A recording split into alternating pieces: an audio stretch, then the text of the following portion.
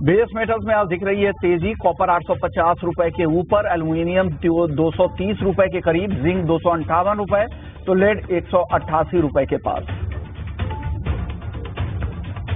आज सभी मसालों में दिख रही खरीदारी। जीरे में आज भी रफ्तार, 30,000 के बेहद पास भाव। हल्दी 17,300 रुपए, तो धनिया का वायदा हल्की तेजी के साथ 7,400 रुपए के करीब। ग्वार में कल की तेजी के बाद आज फिर से दबाव। ग्वारगम का वायदा 10,600 रुपए के करीब। ग्वारसीड का वायदा हल्की गिरावट के साथ 5,400 रुपए के करीब।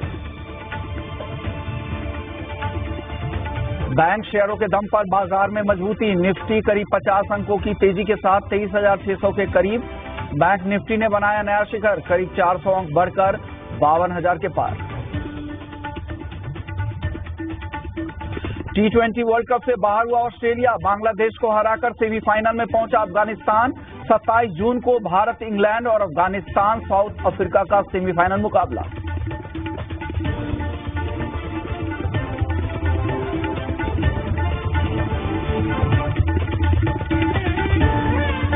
नमस्कार, स्वागत है आपका मुनाफे की मंडी में। और आज अगर बाजार की आप चाल देखें तो यहां पर गोल्ड और सिल्वर दोनों ही दायरे में कारोबार हो रहा है। बेस मेटल्स में कॉपर, जिंक, एल्युमिनियम में हल्की तेजी है। लेड भी बिल्कुल सपाट 188 रुपए के आसपास। तो बहुत ज्यादा एक्टिविटीज नॉन एग्री मार्केट में नहीं दिख रही है और नेचुरल गैस करीब करीब 1% की तेजी दिखा रहा है। वहीं अगर एग्री मार्केट में बात करें तो एग्री मार्केट में सबसे ज्यादा रफ्तार जीरे में है, जहां पर 1.25% की तेजी दिख रही है और दबाव सबसे ज्यादा ग्वारसीड ग्वारगम में है, जो गिरावट बढ़ती जा रही है। 1.5% से ज्यादा ग्वारगम और 1.25% तक ग्वारसीड अब टूट चुका है। बाकी एग्री काउंटर दायरे में है। मैं हूं विष्णु मोहन। तो शुरुआत कर लेते हैं मुनाफे की मंडी में। आज हमारे साथ 4 मेहमान होंगे जो आपको मदद करेंगे आपकी स्ट्रेटजी बनाने में। हमारे साथ अजय केरिया हैं, केरिया कमोडिटी के एमडी हैं और रिसर्च हेड भी हैं। साथ ही भाविक पटेल हैं ट्रेडबुल सिक्योरिटीज से, और दिव्या गगलानी है एक्सिस सिक्योरिटीज से, और आगे किशोर शाह होंगे जो ऊंझा के कारोबारी हैं। उनसे हम हाजिर बाजार में जीरे में क्या हो रहा है, किस तरह के अराइवल्स और डिमांड की स्थिति है घरेलू बाजार में, और एक्सपोर्ट की क्या रिपोर्ट है, उस पर उनसे हम चर्चा आगे करेंगे। लेकिन शुरुआत गोल्ड और सिल्वर के साथ कर लेते हैं। हालांकि बाजार दायरे में है, लेकिन जो कुछ अहम डेटा है यूएस में, जो इकोनॉमिक्स नंबर्स इस हफ्ते आने वाले, उस पर खास तौर से नजर रहने वाली है।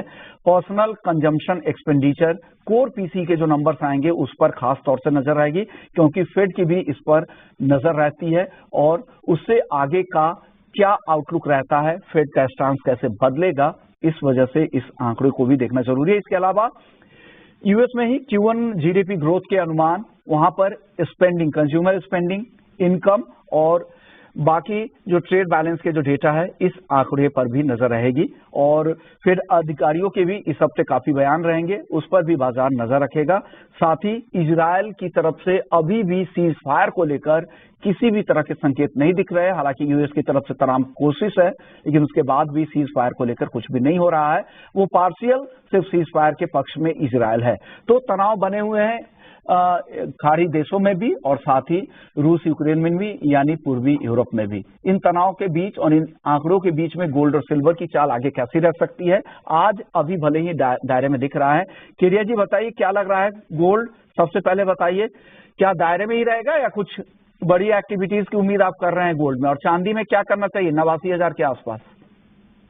नमस्कार। नमस्कार। डेफिनेटली पिछले हफ्ते तक ऐसा सीन था, थर्सडे हमने देखा था कि काफी अच्छी रैली सोने और चांदी में थी, लेकिन फ्राइडे को जो नंबर्स आए थे यूएस के, जिसके बाद हमने डॉलर इंडेक्स में जबरदस्त तेजी देखी, उसी के रिजल्टेंट हमने शुक्रवार के सेशन में एक बड़ी गिरावट सोने और चांदी दोनों में देखी है।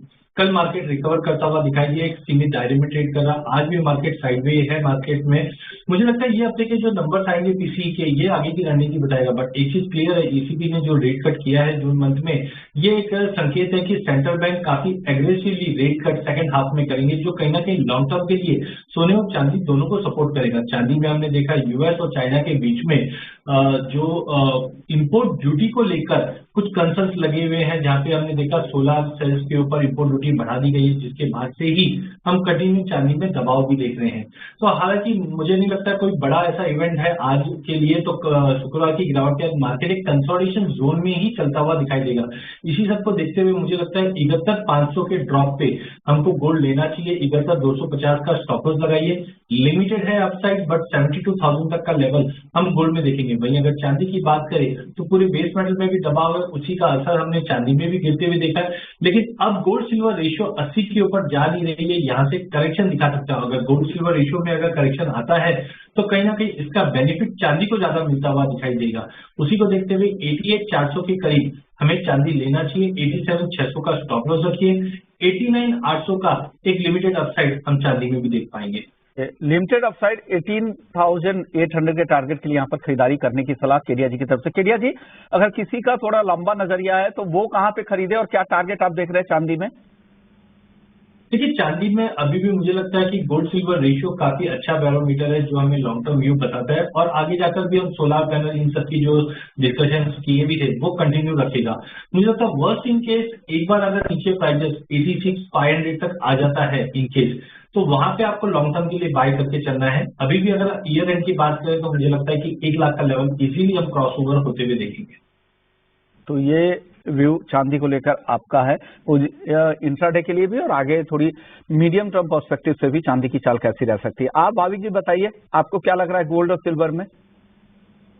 गुड मॉर्निंग विश्वमन जी। देखिए, गोल्ड और सिल्वर अगर आज के दिन देखें तो ऑफकोर्स एक सीमित दायरे में ट्रेड कर रहा है। कल हमने देखा था कि फेड के मेंबर्स जो है उन्होंने भी स्टेटमेंट दिया है कि जब तक आई थिंक इन्फ्लेशन 2% नहीं आता है तब तक वो अभी भी रेट कट नहीं कर पाएंगे। तो उसकी वजह से हमने थोड़ा सोना और चांदी में दबाव दिया, बट अभी भी अगर सोने देखे तो काफी रिसिलियंट है। हॉकिश फेड के जो स्टेटमेंट्स आते हैं उसके बावजूद भी अभी भी 2400 के ऊपर टिका हुआ, सॉरी 2300 के ऊपर टिका हुआ। मुझे लग रहा है कि आई थिंक जब तक नीचे 70,000 के नीचे नहीं जाता एमसेक्स में तब तक इसकी स्ट्रेटेजी रखनी चाहिए। चांदी की बात करें तो चांदी हमने जून से देखा है कि 90,000 के अच्छा सपोर्ट बन के आ रहा है कि जहाँ पे 90 के नीचे भी जाता है तो क्लोजिंग उसके ऊपर देती है। और क्योंकि अभी ये सपोर्ट के नजदीक है तो आई थिंक बांड डिप्स की रणनीति रखनी चाहिए। सोने में अभी भी आई थिंक मुझे आज के दिन थोड़ा अवॉइड रखने जैसा लग रहा है क्योंकि कोई ट्रिगर है नहीं। बट चांदी में आई थिंक क्योंकि ये सपोर्ट के नजदीक है तो 90,700 के करीब बाय कर सकते हैं 91,500 के टारगेट के लिए, और इंट्राडे स्टॉप लॉस रख सकते हैं 90,200 का। ओके, 90,200 के स्टॉप लॉस के साथ चांदी खरीदे 91,500 के टारगेट के लिए। ये भाभी की सलाह यहाँ पर है। दिव्या, आप बताइए आपकी राय क्या है गोल्ड और सिल्वर में, क्या कॉल्स है? गुड मॉर्निंग विश्वमोहन जी। अगर मैं गोल्ड की मैं बात करूं तो पिछले 1 महीने से एक दायरे में कारोबार कर रहा है 71,000 से लेकर 72,600 तक। और रिसेंटली जो भी इकोनॉमिक डेटा आया हुआ है प्राइजेस के लिए वो मिक्स आए हुए हैं। उसके वजह से प्राइस को एक डायरेक्शन मिल नहीं रहा है कि भाई ऊपर जाए कि नीचे जाए। और एज ऑफ नाउ जो भी डॉलर इंडेक्स में जो थोड़ी सी कल प्रॉफिट बुकिंग देखने मिली है वो प्राइस को लोअर लेवल सपोर्ट करेंगे। जैसे कि आज डिस्कशन हुआ कि ये वीक काफी डेटा हैवी वीक है, तो एक्सपेक्टेशन है कि जो प्राइजेस है वो वॉलेटाइल रहेंगे। तो मेरा एडवाइस ये रहेगा कि ये वीक के लिए इन्वेस्टर को इंट्राडे ही ट्रेड करना चाहिए, क्योंकि गैप अप गैप डाउन कुछ भी अगर होता है तो उससे एक सेफ्टी मिलेगी। इंट्राडे के लिए बांड डिप्स का व्यू रखे 71,500 के अराउंड तो गोल्ड है वो बाय करके चले। स्टॉप लॉस हम 71,300 का रखे और टारगेट ऊपर में 71,750 का मेंटेन करके चले। बात करो चांदी एक सेलिंग प्रेशर में because of the industrial metal में जो हमें सेल ऑफ देखने मिला हुआ है, और साथ ही साथ यूएसए ने जो भी ड्यूटी इंप्लीमेंट की है सोलर एक्सपोर्ट्स पे और सोलर इंडस्ट्री के ऊपर, तो उसके वजह से वो सेक्टर्स में जो इन्वेस्टमेंट एज ऑफ नाउ कम हो जाएगा, जिसका हमें इम्पैक्ट चांदी के प्राइस पे देखने मिलेगा। और चार्ट स्ट्रक्चर हम चांदी का देखें तो थोड़ा सा नेगेटिव दिख रहा है एज कम्पेरिजन टू गोल्ड। तो चांदी हम सेल ऑन राइज कर सकते हैं 89,500 के करीब। स्टॉप लॉस हम 90,000 का रखे और टारगेट नीचे में 88,900 का मेंटेन करके चले। तो ये व्यू आपकी है गोल्ड और सिल्वर को लेकर। लेकिन चलिए अब कच्चे तेल की बात कर लेते हैं। कच्चे तेल को देखें तो करीब 2 महीने की ऊंचाई पर कच्चा तेल है। ब्रेंट क्रूड का भाव $86 के ऊपर अब पहुंच चुका है और MCX क्रूड 6,800 रुपए के करीब यहाँ पर है। हालांकि आज बहुत ही सीमित दायरे में कारोबार हो रहा है, लेकिन लगातार जो फंडामेंटल्स है ज्यादातर तेजी के है, चाहे वो पूर्वी यूरोप और खाड़ी देशों का तनाव है। रूस के 30 से ज्यादा ऑयल प्रोसेसिंग स्टोरेज सेंटर पर ड्रोन से अटैक यूक्रेन की तरफ से किए गए। यूक्रेन की तरफ से ये बयान भी आया है और साथ ही यूरोपियन यूनियन ने रूसी तेल भेजने वाले 2 दर्जन से अधिक वेसल्स पे जहाज पर प्रतिबंध लगा दिया है। रूस के एलएनजी शिपमेंट पर भी यूरोपियन यूनियन की पाबंदी है। तो ये तमाम ऐसे फैक्टर्स है जो क्रूड की कीमतों को सपोर्ट कर सकते हैं। इजराइल हमास युद्ध कम होने के कोई संकेत अब तक तो नहीं दिख रहे हैं, तो ये सारे फैक्टर सपोर्टिव है। एकमात्र फैक्टर जो यहाँ पर बाजार पर दबाव बना रहा है वो डिमांड को लेकर चिंता है, क्योंकि अनसर्टेनिटी अभी भी चाइना को लेकर है कि वहाँ इकोनॉमी में किस तरह की रिकवरी हो रही है, वो एक चिंता सिर्फ है। अदरवाइज ज्यादातर फैक्टर्स यहाँ पे क्रूड को सपोर्ट कर रहे हैं और वही भाव को यहाँ पर ड्राइव कर रहे हैं। केडिया जी, क्या लग रहा है अब आपको इतनी तेजी के बाद क्या और आगे कच्चा तेल बढ़ सकता है क्या? देखिए, ज्यादा करके हम देख रहे हैं कि $85-86 के करीब जब भी ब्रेंट आता है तो करेक्शन ले लेता है। जैसे कि डिमांड कंसर्न आपने बताया वो कंटिन्यू है, लेकिन इसके विपरीत अगर हम रशिया यूक्रेन बात करें वो भी प्राइसेस को सपोर्ट कर रहा है, इजराइल हमास की बात करें वो भी सपोर्ट कर रहा है। इनफैक्ट यूएस में समर ड्राइविंग सीजन स्टार्ट हो चुका है तो वहां पे भी डिमांड में इंप्रूवमेंट है। तो मुझे लगता है कि डाउन साइड बहुत लिमिटेड दिखाई दे रहा है। टेक्निकली थोड़ा बहुत पुल बैक जो भी मिले 67-60 के लिए वो एक बेहतरीन मौका रहेगा लेने के लिए। इमीडिएट टारगेट तो 6,880 का है, बट मुझे लगता है कि अगर ये इवेंट कंटिन्यू ये हफ्ते में चला तो जल्द हम 7,000 का लेवल भी कच्चे तेल पे देख पाएंगे डोमेस्टिक मार्केट पे। तो ओवरऑल मुझे काउंटर काफी स्ट्रांग लग रहा है। बाय ऑन ड्रॉप की रणनीति बनाई है जहाँ पे 67-60 पे बाई कीजिए, 66-80 का स्टॉप लॉस लगाइए, 68-80 तक के टारगेट हम मिनिमम भी देख पाएंगे। ओके, यानी आपको लग रहा है कि अभी भी यहाँ पे मजबूती है, यहाँ से 50-60 रुपए और गिरे एमसीएक्स पर तो फ्यूचर्स में आप खरीद सकते हैं। आप बताइए दिव्या, आपको क्या लग रहा है कच्चे तेल में किस तरह की चाल आगे दिख रही है आपको? कच्चे तेल में आपने जो भी फैक्टर्स डिस्कस किए कि एक तरफ से मिडिल ईस्ट में कंसर्न है, साथ ही साथ रशिया और यूक्रेन का जो वॉर चल रहा है तो प्राइसेस को सपोर्ट मिल रहा है। जैसे कीड़ा जी ने डिस्कस किया कि समर डिमांड जो यूएसए में है तो भी प्राइसेस सपोर्ट कर रही है। तो एज ऑफ नाउ जो भी न्यूज फ्लो आ रहे हैं प्राइसेस के लिए वो पॉजिटिव ही है। तो जो भी करेक्शन आता है प्राइसेस में वो बाय करके चल सकते हैं। 6,800 का जो कॉल ऑप्शन है वो 150 के बाय करके चले, स्टॉप लॉस हम 130 का रखें और टारगेट ऊपर में 180 का मेंटेन करके चले। 6,800 के स्ट्राइक की कॉल खरीदने की सलाह दे रहे हैं। 150 के आसपास 180 जा सकते हैं। नहीं, आपको भी लग रहा है कि मार्केट यहाँ से और तेज हो सकता है? भाविक, आप भी सहमत है? जी जरूर सर। देखिए, जैसे आपने बताया सारे फैक्टर्स अगर देखें तो पॉजिटिव है। आई थिंक 2 फैक्टर्स ये जो थोड़े नेगेटिव है। एक तो क्रूड की डिमांड, हमने एशियन मार्केट के रिफाइनरीज के मार्जिन देखे वो कम हो रहे हैं, दैट मीन्स कि डिमांड कम है। और दूसरी ये भी एक थोड़ा कंसर्न है कि यूएस में ड्राइविंग सीजन स्टार्ट हो गई है, बट जो लास्ट ईयर के कंपेरेटिवली अपटिक आना चाहिए वो नहीं है। बट ये सप्लाई साइड अगर देखें तो ये जो इजराइल और हमास का है, अभी इजराइल और हिजबुल्लाह का भी आई थिंक अगर वॉर हो जाता है तो एक वॉर प्रीमियम ज्यादा से आ जाएगा क्रूड में। तो जो सेंटीमेंट है वो भी पॉजिटिव है। मुझे लग रहा है 6950 7,000 आई थिंक वहां तक आ सकता है। उसके बाद शायद थोड़ा बहुत प्रॉफिट बुकिंग आ सकता है। बट यस, अभी भी बाइंड इसकी स्ट्रेटेजी रखनी चाहिए। अगर किसी को इंट्राडे के लिए भी ट्रेड करना है तो आई थिंक थोड़ा डिप मिलता है फ्यूचर में 6780 के करीब, तो बाय कर सकते हैं 6840 के टारगेट के लिए और स्टॉप लॉस रख सकते हैं 6720 का। ओके, तो तीनों एक्सपर्ट सहमत है कि यहाँ पे खरीदे। कच्चे तेल में और तेजी दिखती है 6,840 के टारगेट के लिए, लेकिन स्टॉप लॉस जो बताए जा रहे हैं उसका भी ध्यान रखिएगा। बेस मेटल्स की तरफ चलते हैं। बेस मेटल्स को आज अगर देखें तो सभी बेस मेटल्स में हल्की तेजी दिख रही है, लेकिन तेजी लिमिटेड है। क्या ये तेजी और एक्सटेंड होगी क्या केडिया जी? और कोई टॉप काउंटर यहाँ पे जहां पर तेजी ज्यादा हो सकती है, ज्यादा कन्विक्शन आपको ज्यादा दिख रहा है? जी, पूरी बेस मेटल में हमने रिसेंटली देखा कि जिस ढंग से चाइना से जो कंजम्पशन के नंबर थे वो थोड़े से ढाई दिए है। साथ में प्रॉपर्टी मार्केट को लेकर भी जो कंसर्न्स है वो अभी भी जारी है। कॉन्ट्रैक्शन हमने जून मंथ के नंबर्स में जरूर देखे थे, बट ऑटोमोबाइल इंडस्ट्री में रिसेंटली हमने देखा कुछ प्राइस कट्स हुए हैं चाइना में, जिसका रिफ्लेक्शन अभी हम जून के नंबर्स में आते हुए देखेंगे। तो कुल मिला के मार्केट साइड में है, लेकिन हाँ, जैसे आपने बोला कि पूरे काउंटर में कन्विक्शन मुझे एल्यूमिनियम में नजर आ रहा है, बिकॉज काफी नए बैंकर्स ने नई रिपोर्ट जो जारी की है जहाँ पे $3,000 के टारगेट की भी बात की जा रही है एल्यूमिनियम में, जिस ढंग से हम देख रहे हैं कि कंजम्पशन बढ़ रहे हैं। तो कुल मिला के out of all metal aluminium काफी स्ट्रांग दिखाई दे रहा है। बट आज डे पॉइंट ऑफ व्यू से 846 के करीब कॉपर को लेके चलिए, 842 का स्टॉप लॉस रखिए, 854 तक का टारगेट रहेगा। जिंक के अंदर भी हम मिला जुला ट्रेड ही देखेंगे, जहाँ पे 256 पे लिया जा सकता है 262 के लिए। लेकिन एल्यूमिनियम शॉर्ट टर्म और लॉन्ग टर्म के लिए मुझे ये काउंटर करंट लेवल से बहुत अच्छा लगता है। 228 पे लीजिए, 226 का स्टॉप लॉस लगाइए, 232 का इमीडिएट टारगेट है। बट ध्यान रखिए, अगर वीकली बेस पे अगर 232 के ऊपर की क्लोजिंग आ जाती है तो जल्द हम काउंटर को फिर से 240 से 250 के जोन पे भी जाते हुए दिख पाएंगे। एल्युमिनियम आपको ज्यादा पसंद आ रहा है, 232 तक जा सकता है। हालांकि जिंक भी आपकी खरीदारी की सलाह है। एल्युमिनियम सुबह में भी 10 बजे के शो में भी रवि देवरा भी बता रहे थे कि एल्युमिनियम खरीदारी की सलाह दे रहे थे, और यहाँ पे किडिया जी ने भी उस पर मोहर लगाई है। आप बताइए दिव्या, आपको क्या पसंद है, कहाँ लग रहा है कि ज्यादा दम है, आज खरीदना चाहिए, तेजी यहाँ से बढ़ सकती है दिन के दौरान? डॉलर इंडेक्स में जो हमें नरमी देखने मिली है, तो उसका सपोर्ट हमें लग रहा है कि बेस में भी देखने मिलेगा लोअर लेवल पे। और साथ ही साथ ये वीक में जो कोर पीसी के नंबर्स आने वाले हैं, तो एक्सपेक्टेशन है कि कूल डाउन होंगे, तो उसकी वजह से जो रेट का जो एक्सपेक्टेशन है वो बढ़ जाएगा, तो वो भी प्राइस को सपोर्ट कर सकते हैं। तो और एक्सपेक्टेशन के साथ ही साथ जो बहुत इशूज चल रहे हैं चाइनीज इकोनॉमी में, तो स्टिमुलस का भी अनाउंसमेंट पॉसिबल है। तो ये सारे फैक्टर्स लग रहा है कि लोअर लेवल पे अभी सपोर्ट दे सकते हैं, क्योंकि करेक्शन भी अच्छा खासा आ चुका है हायर लेवल पे। तो कॉपर जो है हम बाय करके चल सकते हैं इंट्राडे में 846 के अराउंड। स्टॉप लॉस हम 842 का रखे और टारगेट ऊपर में 851 का मेंटेन करके चले। और जिंक भी काफी अच्छा दिख रहा है, 256 के अराउंड बाय कर सकते हैं।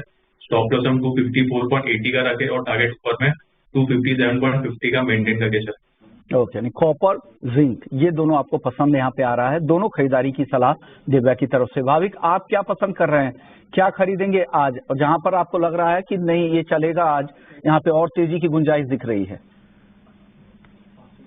जिंक अच्छा लग रहा है। देखिए, जिंक की अगर इन्वेंट्री भी देखे एलएनई में तो 3 महीने के नीचे स्तर पर है, और आगे जाके भी अगर देखिए तो आई थिंक डिमांड जो है वो थोड़ी सकती है। आई थिंक कॉपर और एल्यूमिनियम में मुझे लग रहा है थोड़ा बहुत साइडवेज हो सकता है, बट काफी हमने देखा है कि लास्ट वीक से जो जिंक है उसके फंडामेंटल स्ट्रांग है, उसके प्राइस एक्शन भी देखे तो 250 के नीचे सस्टेन नहीं कर पा रहा है। एक अच्छा बेस भी बन चुका है, तो मुझे लग रहा है कि जिंक ज्यादातर आई थिंक मेरी प्रेफर्ड टॉपिक रहेगी। तो 257.50 पे बाय कर सकते हैं 260 के टारगेट के लिए, और इंट्राडे स्टॉप लॉस रख सकते हैं 255 का।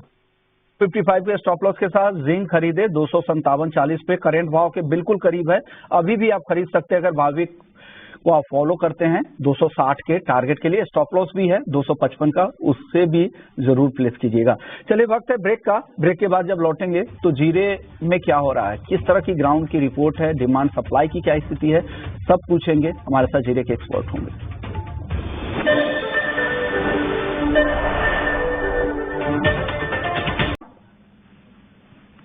तो नमस्कार विश्व मोहन जी। नमस्कार सर। डिमांड सप्लाई की बात है, हाँ डिमांड सप्लाई की जहाँ तक बात है तो सप्लाई तो अच्छी बनी हुई है। किसानों जून महीने के अंदर किसानों का जो माल आ रहा है वो अच्छी तरह से आ रहा है, क्योंकि अप्रैल के अंदर माल कम आएगा भाव नीचे होने की वजह से। अभी भाव अच्छे बने हैं तो किसानों को अच्छा पैसा मिल रहा है, तो किसानों की थोड़ी आवक बढ़ी है। लेकिन मेन जो तेजी का कारण है वो सप्लाई का नहीं है, मेन तेजी का कारण है कि जो फॉरेन की जो फसलें आने वाली थी, जो चाइना की है, टर्की की, वहाँ के भाव बढ़े हैं। वहाँ की फसलें कुछ भी गड़बड़ है ऐसा सुनने में आ रहा है।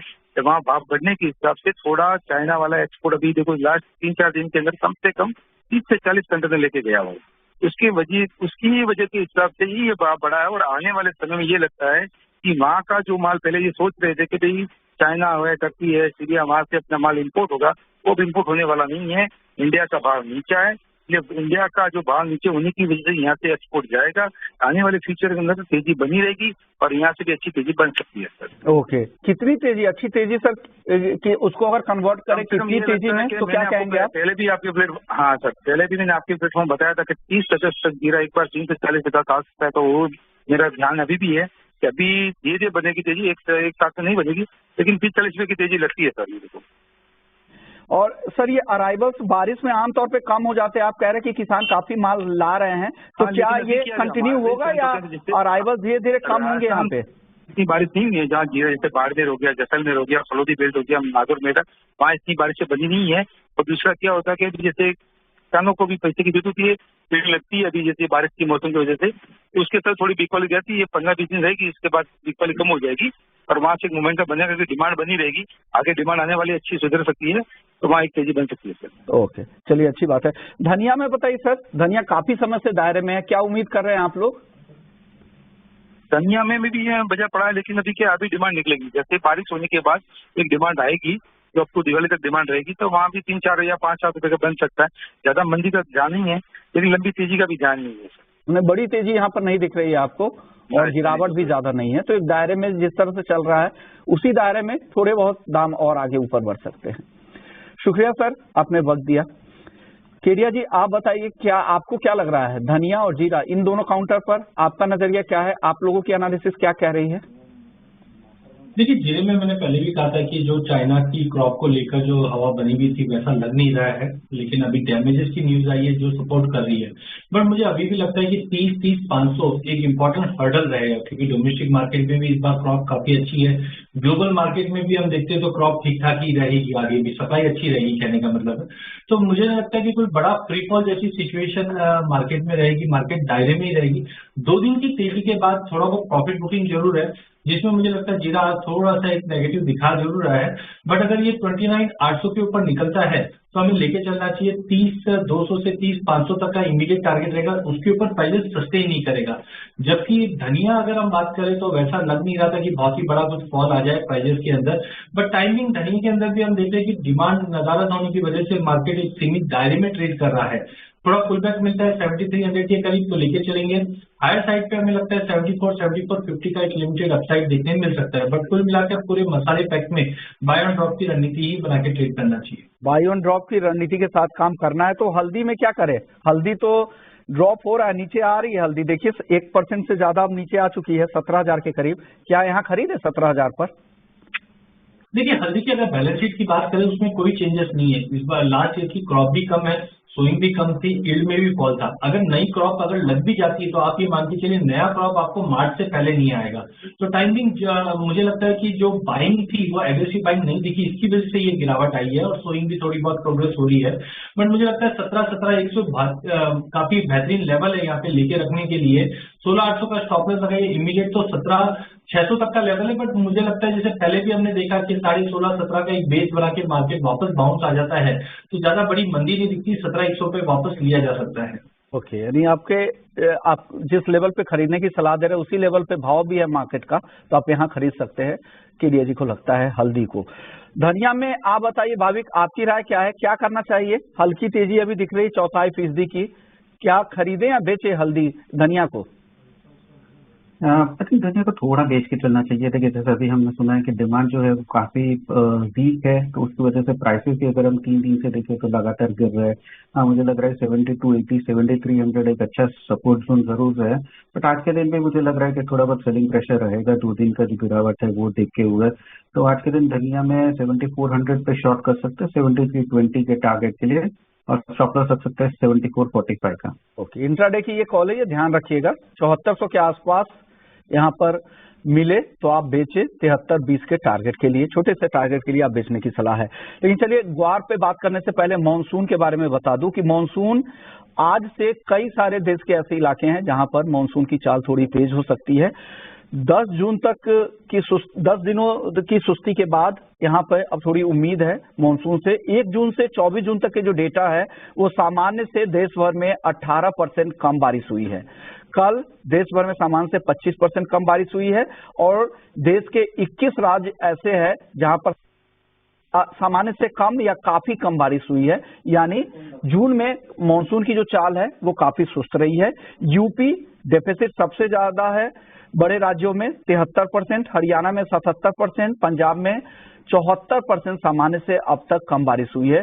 जून में अब तक की स्थिति ये है। बिहार में भी सामान्य से 60% कम, और एमपी में 30% कम बारिश हुई है, और राजस्थान में 57% सामान्य से कम बारिश हुई है।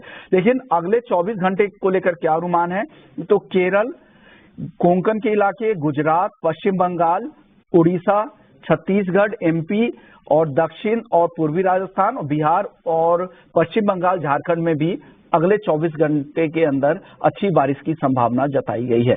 मानसून की चाल को देखकर बताइए केडिया जी, ग्वार की चाल आपको कैसी दिख रही है आगे? देखिए, मानसून इस बार ला नीनो होने की वजह से उम्मीद सबको थी कि इस बार मानसून काफी अच्छा रहेगा, और जब भी मानसून अच्छा रहता है तो हम देखते हैं कि राजस्थान एरिया में हम अदर क्रॉप पे ज्यादा शिफ्टिंग होते हुए देखते हैं। बट अभी जो लेटेस्ट अपडेट्स आई हुई है कि जून में ओवरऑल बिलो नॉर्मल ही रहा है है, जिसकी वजह से हमने देखा गवाह थोड़ा बहुत ड्रॉप जरूर मिला है, लेकिन अभी भी हम देख रहे हैं कि 53 से 5600 का दायरा बना हुआ रहेगा और गम में भी 10,200 से 10,800 के बीच में ही रहेगा। तो एक्स्ट्राऑर्डिनरी कोई मूवमेंट नहीं दिखाई दे रहा टाइमिंग। नो डाउट अभी हम जैसे जुलाई के फर्स्ट वीक में आएंगे तो और स्विंग की अपडेट क्लियरिटी मिलेगी, जहां पे फिर हमें लगता है कि गवाह को एक पॉजिटिव मोमेंटम मिलना चाहिए। लेकिन टेक्निकली फ्रैंकली जब तक 5600 के ऊपर नहीं जाता है मार्केट ये दायरे में ही ट्रेड करता हुआ दिखेगा। पार्टिसिपेशन भी काफी कम है। 2 दिन बाद ऑप्शंस आने के बाद हमें ऐसा लगता है कि मोमेंटम थोड़ा और बढ़ जाए, जिसका एक इम्पैक्ट प्राइस पे भी पड़ता हुआ दिखाई देगा। ओके, इसी नोट के साथ इस शो को यहीं खत्म करेंगे। शुक्रिया केडिया जी, दिव्या और भाविक, आपका भी बहुत बहुत शुक्रिया। वक्त है ब्रेक का। ब्रेक के बाद जब लौटेंगे तो इक्विटी मार्केट में क्या कुछ हो रहा है, वहां के वायदा बाजार में क्या चल रहा है, बताएंगे।